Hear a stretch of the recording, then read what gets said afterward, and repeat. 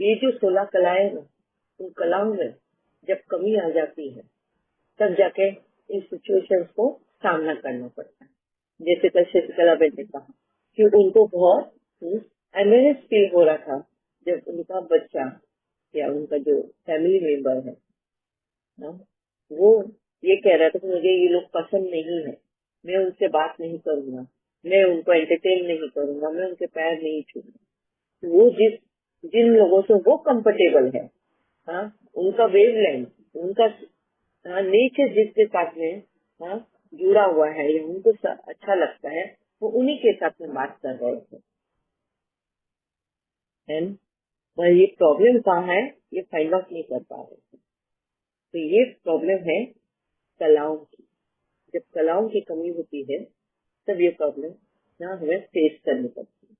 दूसरा, अपेक्षा, कि हम वहां पर गए हैं सिर्फ हेलो हाय बोलने के लिए, हमारी नफरत, हमारी नापसंद ये बताने के लिए नहीं गए। हमको सच्चाई के रास्ते पे चलना है। अब वो बोलेगा तूने ही तो बोला था ना सच्चाई के रास्ते पे चलना है, तो मुझे अगर वो लोग नहीं पसंद तो नहीं पसंद। तो एक पल के लिए उनको ये पूछना कि बहुत से लोगों को तुम भी पसंद नहीं हो,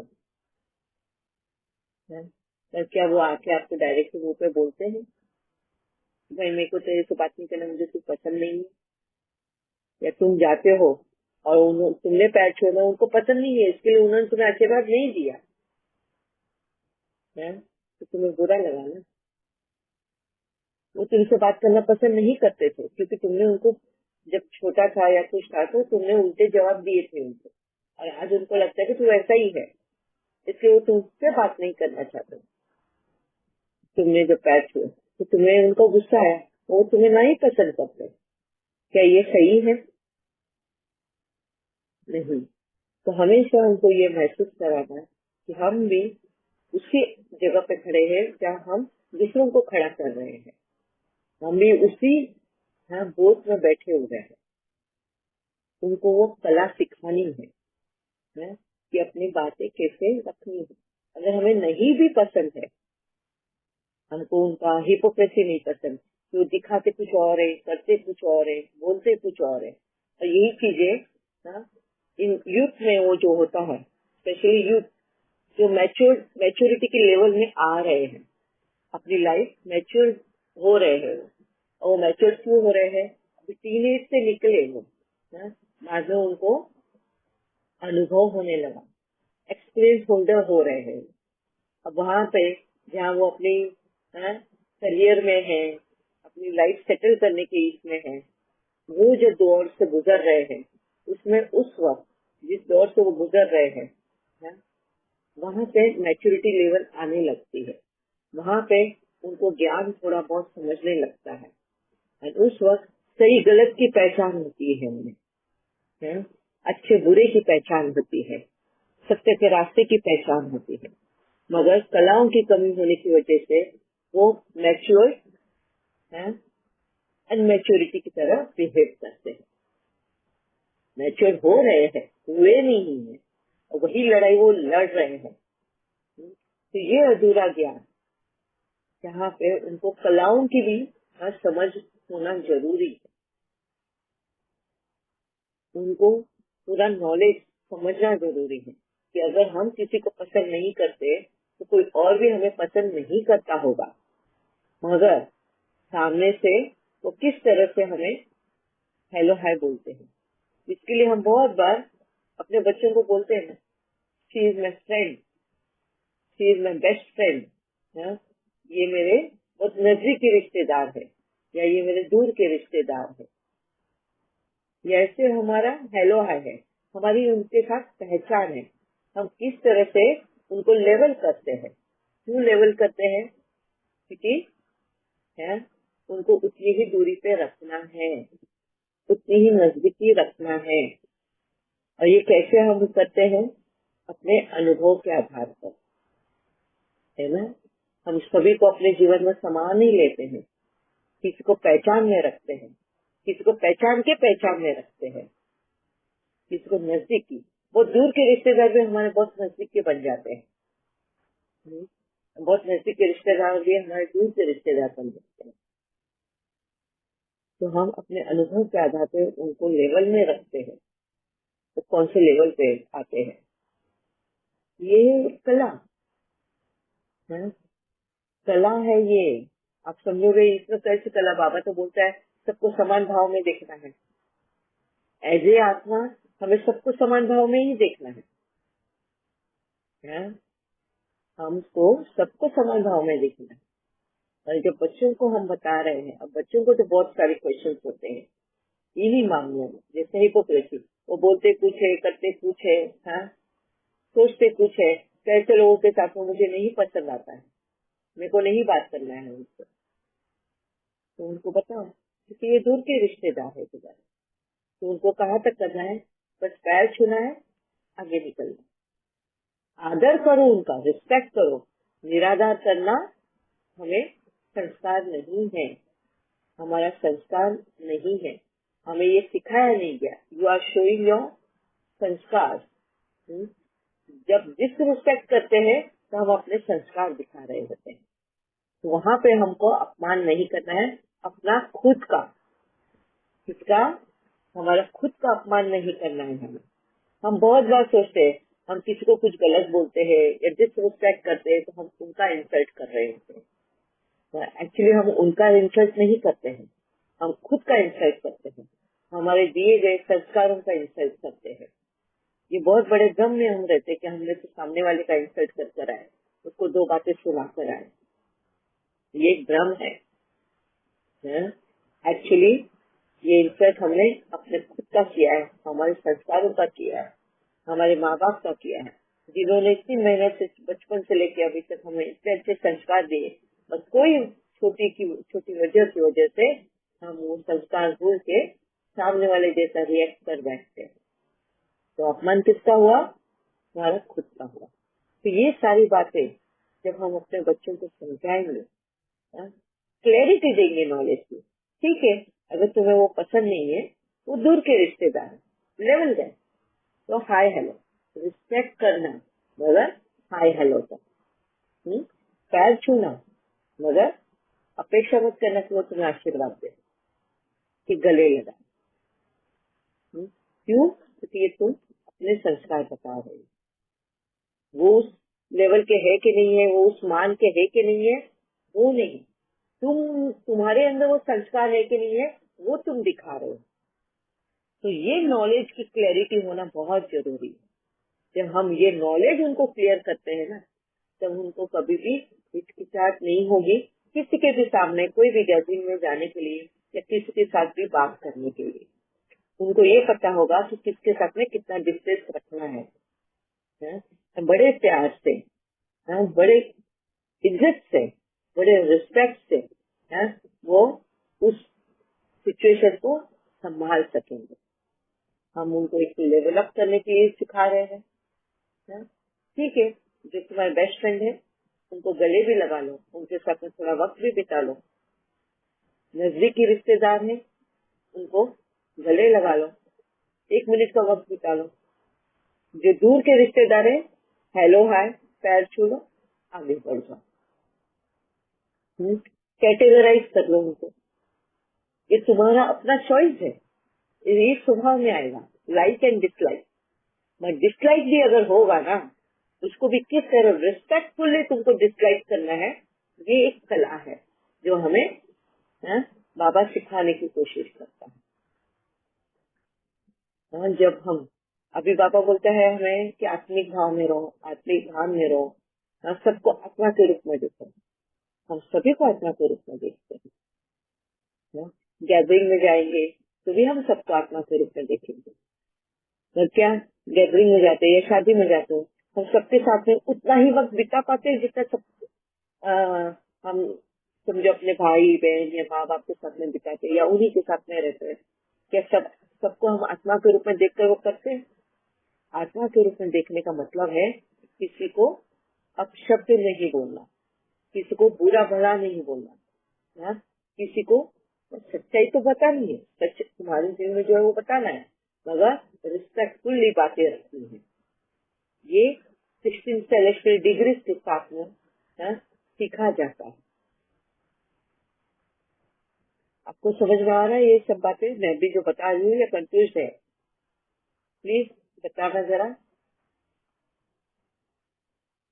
कोई भी समझ में आ रहा है। बाबा भी बोलते हैं रिगार्ड दो, यस सबको रिगार्ड दो। दीदी ये हाय हेलो से लेके एक एक्सपीरियंस भी है मेरा, वो मैं शेयर करूँ अभी। यस दीदी एक जानबूझ के ब्रेक ले रही हूँ ताकि आप लोग सो न जाओ फिर मेरे को सुनते हुए, तुम लोग भी एक्टिव हो जाओ। एक ऐप है ब्लाब्ला करके जिसमें कार राइड बुक करते हैं। यस हाँ जी हेलो यस सचिन भाई। दीदी ऐप है ना जिसमें कार राइड बुक करते हैं, ऐसे ही एक ब्लाब्ला करके है, वो उसमें शेयरिंग कार बुक कर सकते हैं। यस तो एक जयपुर से मुझे अलवर का टूर करना था, थोड़ा सा आना था, तो हमने जयपुर से राइड ली। तो वो कोई मिनिस्टर का बेटा था जिसने वो शेयरिंग में डाल रखा था। तो उससे मेरी ब्लाब्ला पे चैट हुई, तो मैंने उसको हेलो लिख के भेजा कि प्रॉपर कम्युनिकेशन किया कि कितने बजे कहाँ कैसे मिलना है।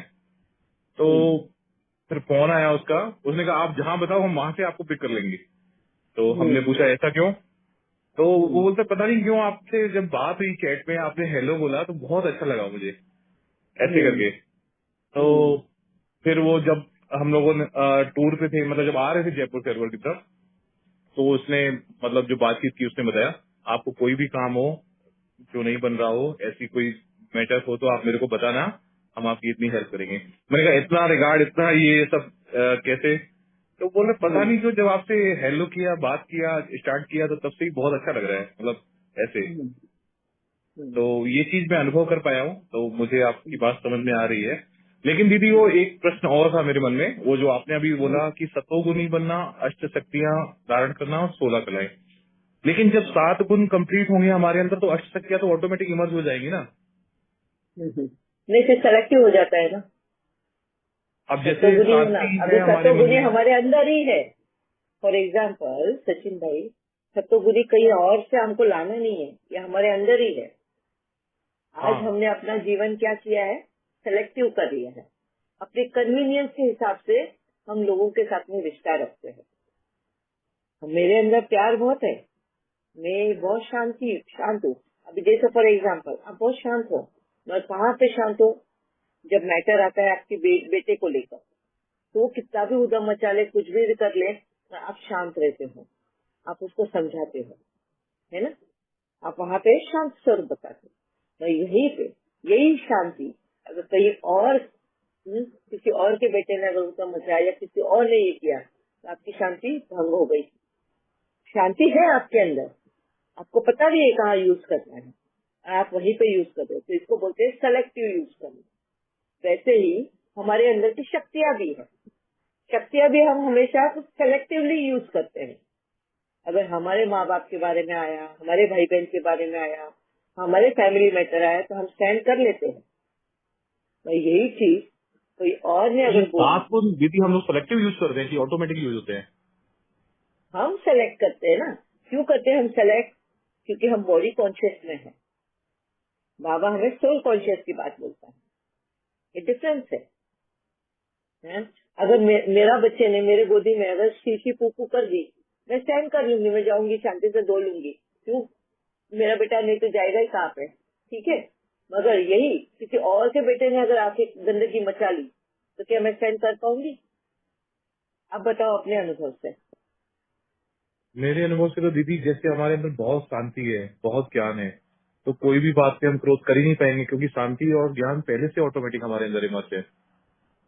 तो वो है, मैं यही तो तो बात क्रोध नहीं कर करना पाएंगे तो चाहती हूँ। सहन शक्ति तो ऑटोमेटिक यूटिलाइज होगी ना। सेलेक्टिव है ना, आप सेलेक्टिव यूज कर रहे हो ना आपका, आप हर जगह पे तो नहीं यूज कर रहे ना वो सहन शक्ति। हाँ, अब फर्क है ना जैसे दोनों में। दीदी हम लोग योग अभी करके उठे जैसे बहुत पावरफुल स्थिति में, अभी कोई भी बात आती है, कोई भी स्थिति होती है, तो वहाँ हम लोग शांत होते हैं और कोई भी परिस्थिति को नहीं ऑटोमेटिक हम लोग होते, स्वीकार। मैं 100% बोलती हूँ कि नहीं होते हैं शांत। 100% मैं बोल के देती हूँ कि आप योग में बैठते हो तभी भी आप शांत नहीं होते हो। क्यों? क्योंकि हमारे दिमाग में ऐसे बहुत सारे क्वेश्चन चलते ही रहते हैं। हम योग भले ही करते हो, योग क्या करते हो योग में? अब बाबा से कनेक्ट होते हो, बाबा से कनेक्ट होंगे तो 100% आपके क्वेश्चन दिमाग में आएंगे ही, और बाबा के सामने आप रखेंगे ही। तो आप मन में शांति कहाँ है आपके? आप जिस पीड़ा से गुजर रहे हो, जिस प्रॉब्लम से गुजर रहे हो, वो आप मेडिटेशन में बैठते हो तो तुरंत ही तुम्हारे सामने आता है। उल्टा तुम जब काम करते रहते हो तो या कुछ और देख रहे हो, मूवी देख रहे हो या कुछ देख रहे हो, उस पल के लिए तो तुम भूल जाते हो उन प्रॉब्लम्स को। मेडिटेशन में बैठते हो तभी तो 100% तुमको ये सही चीजें याद आती है। और तब तुम बाबा को बोलते हो कि बाबा ये सिचुएशन को कैसे हैंडल करना है, किस तरह से छोड़ इसको दिया बाबा पार को बोलना पूछना, है। अब सॉरी, बस बैठे बाबा के सामने। तुम खाली दिमाग लेकर बैठ ही नहीं सकते हो। तुम नहीं, इंसान अगर जिंदा है तो खाली दिमाग लेके बैठ ही नहीं सकता। अक्सर से देखना। थॉटलेसनेस पॉसिबल ही नहीं है। यस, जैसे अगर शरीर अगर जिंदा है तो हार्ट पंप करना बंद नहीं कर सकता, सांस लेना लंग्स बंद नहीं कर सकता, वैसे ही सोच हमारी कभी बंद हो नहीं सकती। तुम अगर मेडिटेशन में बैठे हो तो तुम बाबा के सामने बैठे हो। मैं मना नहीं करती हूँ कि नहीं बाबा के सामने नहीं, बाबा तुम कनेक्टेड हो बाबा से, मगर तुम्हारी सोच कभी बंद नहीं हो सकती, तुम्हारी थॉट्स कभी बंद नहीं हो सकता है। तो अपने थॉट्स में वो सब सामने आएगा कि तुमको जो बाबा को पूछना होगा। तुम्हारे साथ में जो व्यवहार हुआ हो या तुम्हारे साथ में जो लोगों ने जिस तरह से व्यवहार किया है, तुम्हें क्वेश्चन होंगे जरूर, तुम्हें आंसर चाहिए होगा उसका। तो मन अगर शांत हो तो क्वेश्चन ही नहीं आना चाहिए, और ऐसा क्योंकि हो मन ही नहीं। उमंग उत्साह में रहता है, शांत रहता है, तो ऐसे लोग कुछ और एक्टिविटीज, ड्रिल, कुछ और प्लानिंग करते रहते हैं। तुम्हें वही तो बोला ना, तुमने क्वेश्चन माइंड आते डाइवर्ट हैं। किया है, तुमने माइंड डाइवर्ट किया है। अभी जैसे यहाँ पर मैं अगर यहाँ पे क्लास ले रही हूँ, अब सब तन मन लगा के सुन रहे हो, है ना, तुम्हारा फोकस मेरी बातों पर है। तो इसका मतलब ये नहीं कि तुम्हारे थॉट्स नहीं चल रहे हो। जैसे मैंने तुमको 1 सेकंड में बोला कि जाओ तुम अपने बचपन में, सब लोग यहाँ प्रेजेंट से हट के अपने बचपन में चले गए, है ना, बचपन में अपने साथ में हुई बातें याद आ गई, तुरंत तुम वापस से मैंने स्टार्ट किया, वापस से तुम प्रेजेंट में आ गए। इसी को तो ड्रिल बोलते हैं ना, 1 सेकंड में परम जाओ, 1 सेकंड में तुम नीचे। बाबा यही तो ड्रिल कराता है ना,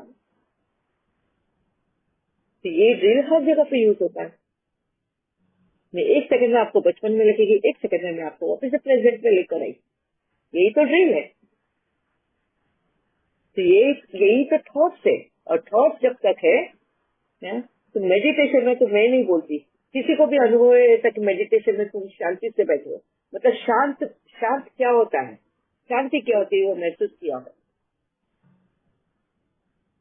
कोई है यहाँ पे? दीदी कम थॉट्स हो सकते हैं लेकिन शांत पूरे नहीं हो सकते।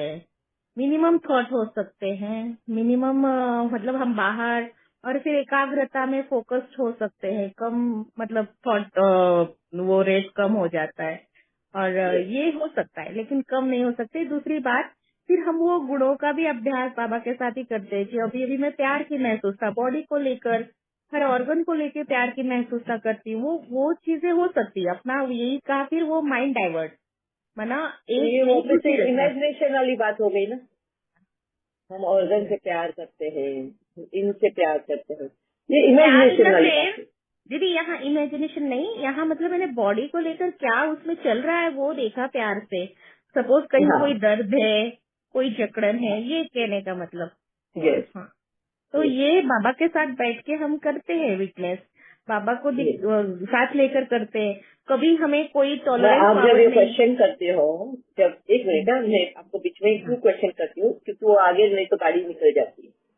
जब हम ये करते हैं, हम बाबा से बात करते हैं, इस ऑर्गन में पेन है बाबा, हम इसको प्यार करते हैं, इसको बहुत सहला रहे हैं, इतने दर्द में भी ये मेरे काम आ रही है। अभी जैसे फॉर एग्जाम्पल मेरा हाथ है, ये इतने दर्द में भी मैं इससे काम ले रही हूँ, तो वो प्यार आता है या रिस्पेक्ट आता है या आदर होता है उस शरीर को लेकर?